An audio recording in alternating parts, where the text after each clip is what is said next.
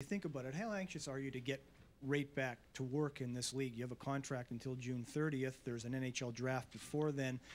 Is it your desire and expectation that you might be working with another organization before that time, or do you not want to rush into something? Maybe a shade premature to get into that conversation right this minute.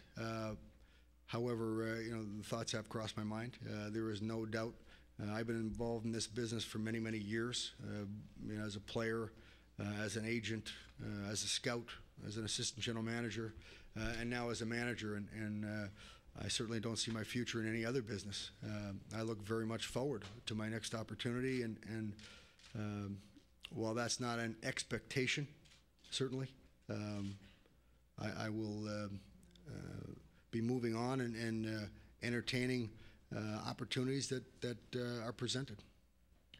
John, through this whole process, it's been, you've had to at least it must be refreshing a little bit to see the support that you've received from around the league, notably other GMs. A number of people have said that at the GMs or the Board of Governors meetings out in Pebble Beach, that a lot of GMs were coming up to you and offering their support.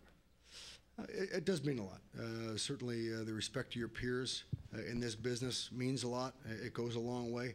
We're all competitors and fierce competitors at that. But there is a true level of respect amongst managers, and I'm proud of the way I've handled myself, and see no reason why that won't continue in the future. John, you said that you feel you're a better manager today than you were 5 years ago with the experience that you've gained here. What do you say about the theory that a first-time GM shouldn't be hired in this kind of market, given all the pressure and demands? I certainly don't subscribe to it. This market, and I've said this before, the challenge of the manager is no different than in the 29 other markets, and that's to get your club to the Stanley Cup. The only regret I have here is that I failed to do that, and to bring this club into position to win a cup. And so that challenge, from the perspective of the challenge, it's no different. Certainly there's a great deal of scrutiny. We can pick a number of markets, certainly in Canada, whether it's Montreal or elsewhere, Vancouver.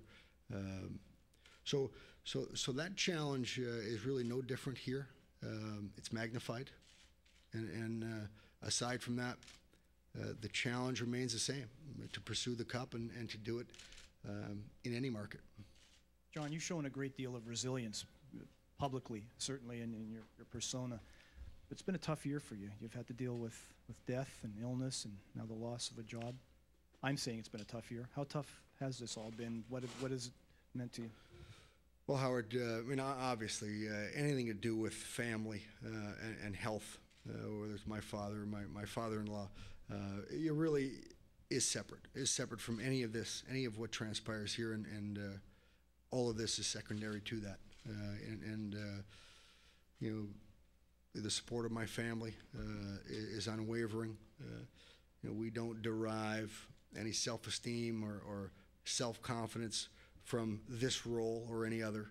That comes from inside, and it comes from family support, and really, I do separate the two, and so really, I don't equate the challenges, to our family, and the health, to anything that goes on here. This pales in comparison. There's no further questions, and we'll have a brief time for Thank you all. Here.